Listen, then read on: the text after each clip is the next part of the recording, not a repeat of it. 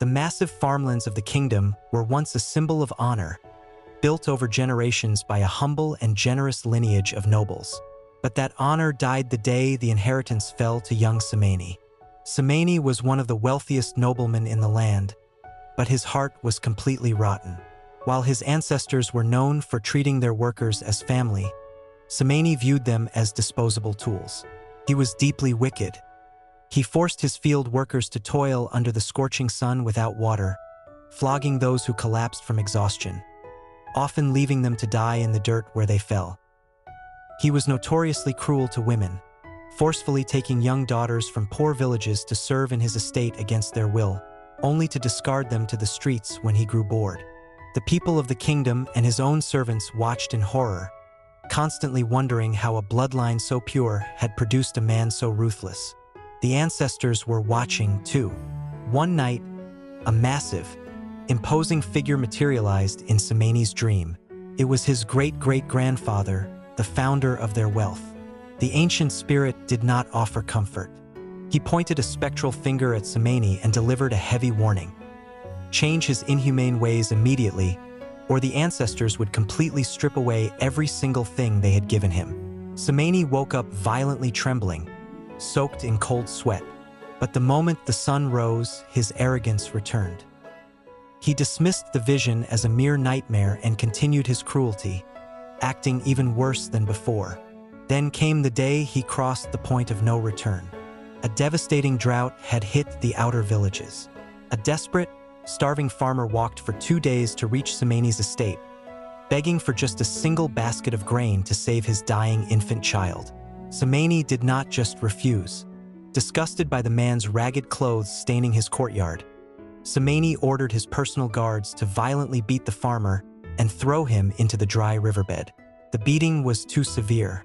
The innocent farmer died in the dust, and his child perished soon after. The very next morning, the ancestral punishment struck. The first plague hit the soil. It was harvest season, the time when Simane's massive farms heavily supplied the kingdom's foreign trade. The crops stood tall, but when the workers sliced open the yams and stripped the grains, they recoiled in horror. Every single crop was completely black inside. The entire harvest across all his vast territories had miraculously rotted from the inside out in a single night. The core of his massive wealth vanished instantly into foul-smelling mush. Before Simane could even comprehend the agricultural disaster, the second plague arrived from the throne room. A new, ruthless king had just ascended the throne. This king came from a rival lineage that had deeply envied Simane's forefathers for generations. Seeing Simane's sudden vulnerability and the rotting of his fields, the king struck. Using his absolute royal authority, the king decreed that Simane had mismanaged the kingdom's food supply. The king forcefully seized every single acre of the family's massive farmlands, absorbing them into the crown and leaving Simane with nothing but a tiny, worthless patch of dirt. Simane hit the absolute lowest point of his life. Stripped of his wealth and blinded by intense rage, he completely lost his mind. He stormed the king's palace, violently pushing past the outer guards, and burst into the royal court. He screamed at the new king, aggressively challenging his authority and demanding his ancestral lands back. The king did not argue. He simply raised his hand. Dozens of heavily armed royal guards rushed forward, seized the screaming nobleman, and dragged him down into the darkness. They stripped him of his expensive silks, threw him into the deepest, coldest cell in the palace dungeons, and slammed the heavy iron door shut. Trapped in the pitch-black, freezing cell of the palace dungeon, Simane finally broke. Stripped of his silk robes and his arrogance, the memory of his great-great-grandfather's warning hit him with crushing force. For the first time in his life, he experienced the exact helplessness and pain he had so casually inflicted on his workers. As the cold stone bit into his skin, something deep inside his chest fundamentally changed. Suddenly, the damp walls of the dungeon vanished. The visual shifted. Simane found himself standing barefoot in the center of a massive, vibrant green field, the exact ancestral lands he had just lost. Standing before him was the ancient spirit of his great-great-grandfather. But this time, the ancestor was furious. His voice boomed across the empty field, telling Simane that the rotting crops and the loss of his wealth were the direct payment for his arrogant, wicked life. Simane did not argue. He dropped heavily to his knees in the grass. He pressed his forehead to the dirt and wept, pleading for mercy and promising that he would change into a better man if given the chance. The ancient ancestor looked down at him with hard eyes. "Mercy is not given," the spirit commanded. "It is earned. You will only be granted mercy when you prove yourself worthy of it." Simane gasped and awoke. He was back on the hard stone floor of the dungeon, tears streaming down his face. A few days later, the heavy iron door unexpectedly swung open. The king had inexplicably changed his mind and ordered his immediate release. Simane walked out of the palace gates with absolutely nothing. He was a different man, forced to start his life from scratch on the single tiny patch of dirt the king had left him. Because he could no longer pay wages, almost all of his workers abandoned him. Simane did not force them to stay. Instead, he walked from village to village, knocking on the doors of the very people he had tormented. He dropped to his knees in the dirt before them, openly weeping and pleading for their forgiveness. Some villagers, seeing his genuine tears, forgave him. Others slammed their doors in his face. Simane accepted both reactions without anger. Returning to his meager land, he worked the soil with his own bare hands alongside the few loyal servants who remained. He paid them better than he paid himself. He smiled, sharing his meager food with them. The villagers watched in shock, whispering in the markets. Some said the situation had humbled him. Others said the heartless man had finally grown a heart. Neither group was wrong. Seeking to rebuild his standing, Simane approached his former friends, the wealthy nobles and rich associates of the kingdom. But they all turned their backs on him. They despised the humble man he had become. Simane did not care about their rejection, because wealth no longer mattered to him. He willingly cut all ties with them. But his former associates were not just greedy. They were members of a highly secretive, evil cabal that manipulated the kingdom's trade and endangered innocent lives for their own selfish gain. Simane knew all of their darkest secrets. The corrupt nobles realized that this new, righteous Simane was a massive threat. They feared his newfound conscience would drive him to expose their evil acts to the public and bring them all down. They decided to silence him forever. One evening, as Simane walked down a lonely dirt path back to his small farm, he was ambushed. 3 masked assassins lunged from the brush. They struck fast and hard. Simane felt the cold iron of their daggers pierce his chest and stomach multiple times. He collapsed heavily to the ground. The assassins pulled their blades free and vanished into the trees, leaving him to bleed out in the dirt. Simane lay on his back, his life rapidly draining from the massive puncture wounds.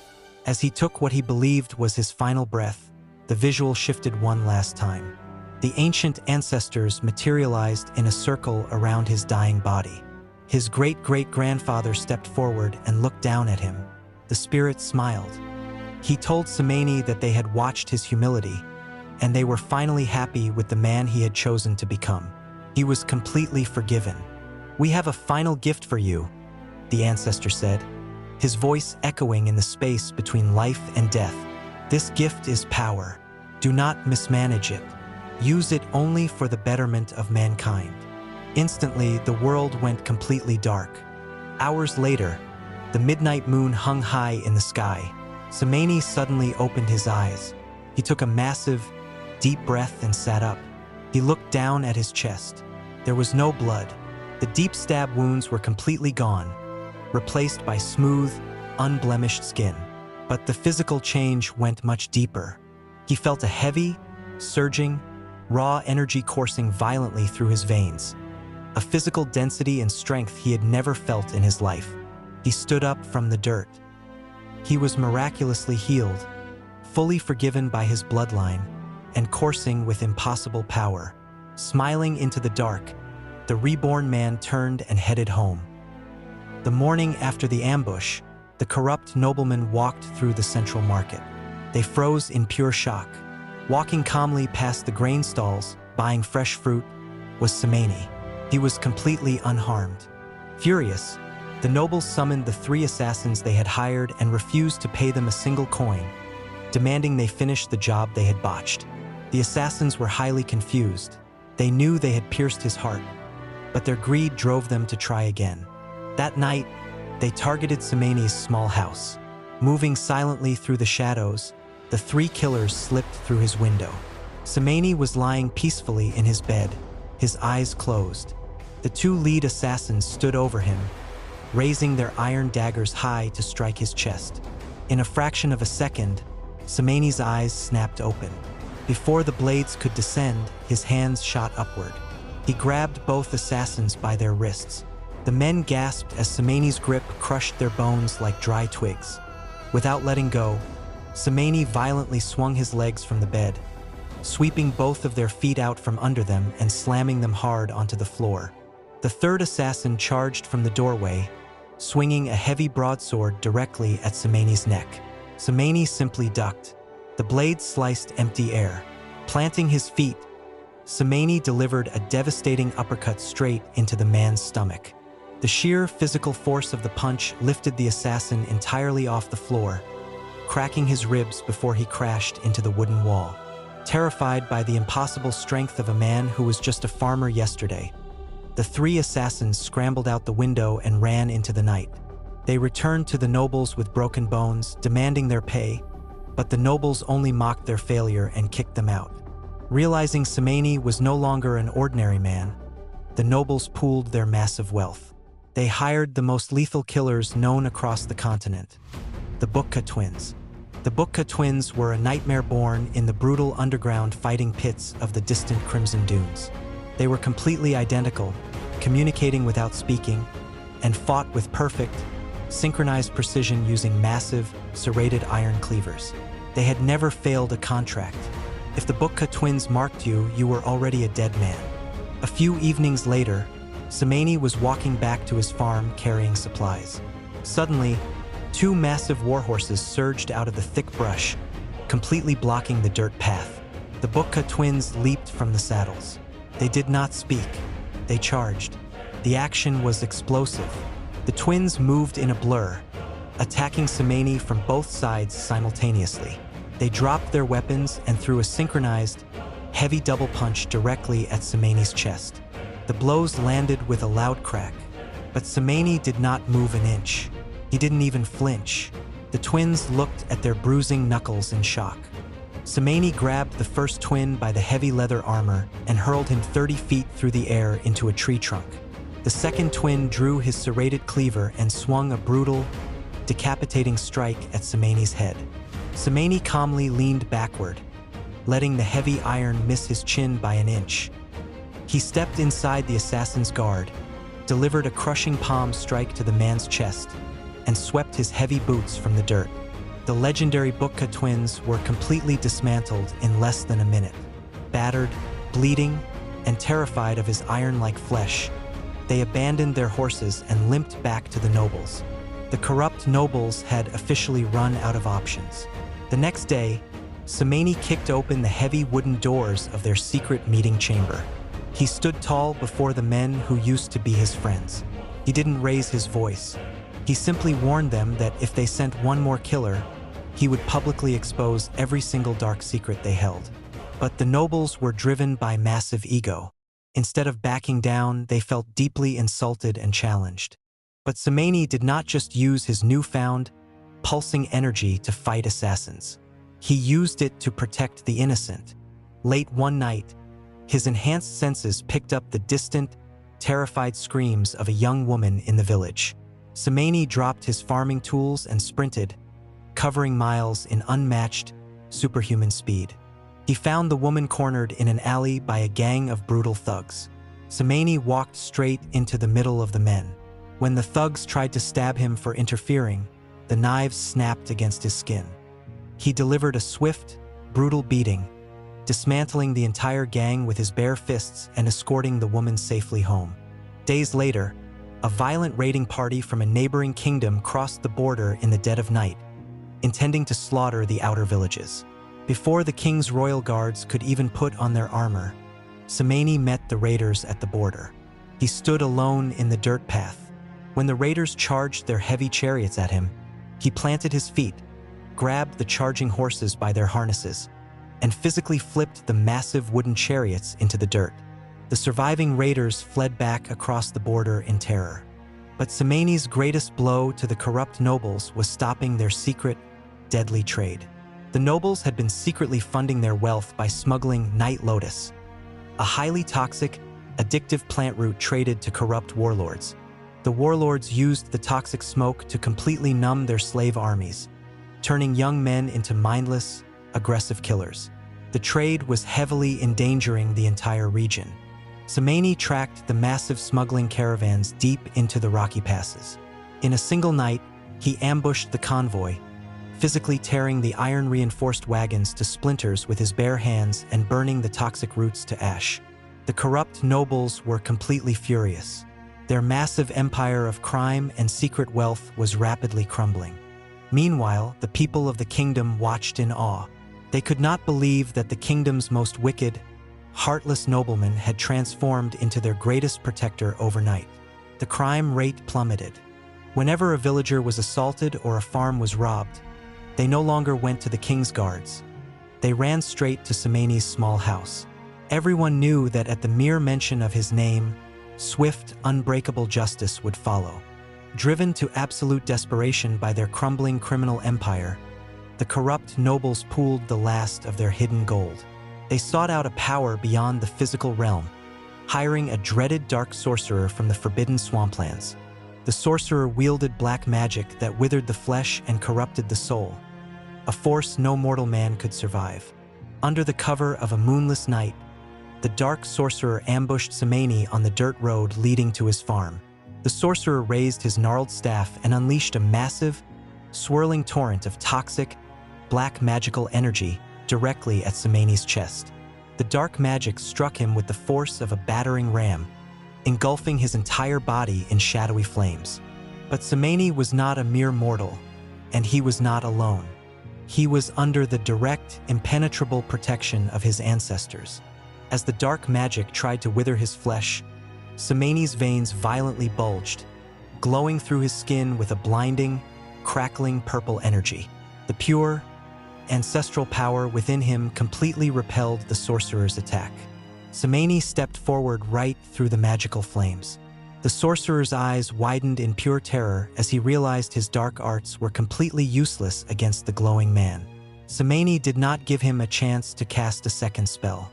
He launched himself into the air, closing the distance in a massive leap. Descending like a falling boulder, Simane delivered a single, devastating, divine punch directly into the sorcerer's chest. The sheer physical density of the strike shattered the sorcerer's staff and sent a shockwave through the dirt, rendering the dark magician instantly unconscious. Simane tied the defeated sorcerer up, gathered the hidden ledgers containing the exact details of the noble's toxic night lotus trade, and marched straight to the capital. When the sun rose, Simane stood in the center of the royal courtyard and publicly exposed the corrupt nobles to the entire kingdom. He laid out the undeniable proof of their smuggling, their assassins, and their treason. Hearing the truth, the people of the kingdom erupted in fury. The king, realizing the massive threat the nobles posed to his own rule, immediately ordered his heavy royal guards to strip the men of their expensive silks and drag them into the very same freezing dungeon cells where Simane's journey had begun. Their evil business empire completely crumbled in a single morning. With the kingdom saved, the people celebrated Simane. The villagers who had previously slammed their doors in his face finally saw his true redemption and openly forgave him. He was no longer a monster. He was their greatest blessing. Meanwhile, inside the palace, the king faced a massive problem. Ever since he had seized Simane's ancestral farmlands, the soil had completely died. The dirt turned to ash, and the fields stubbornly refused to yield a single fruit or grain for the crown.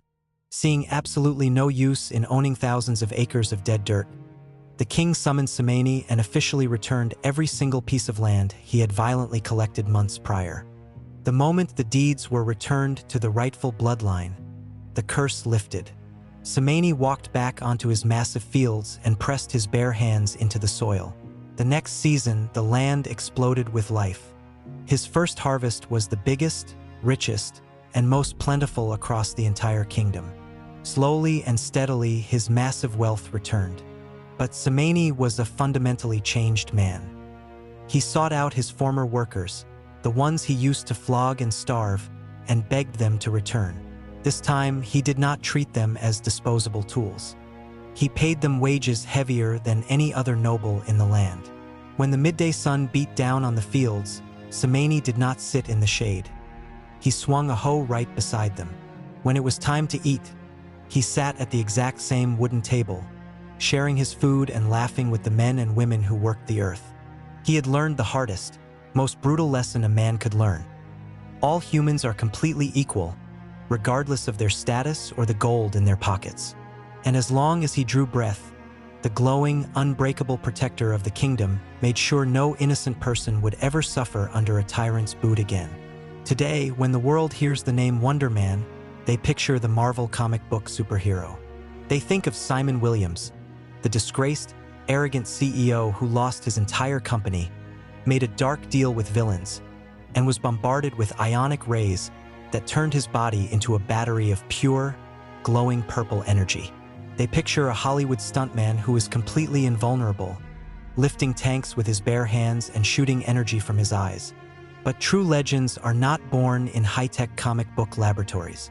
Long before Simon Williams ever put on a pair of red sunglasses, the true story of the arrogant rich man who lost everything, gained impossible physical power, and glowed with a purple aura was already a staple of ancient African lore. He didn't need a science experiment to become bulletproof. He earned his invulnerability by finding his lost humanity. He didn't need a superhero team. He protected the innocent with the raw, heavy power of his own bloodline.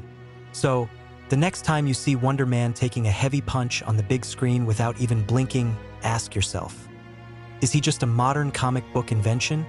Or is he the forgotten echo of Simane, the wealthy tyrant who lost his soul, only to forge himself into an unbreakable legend?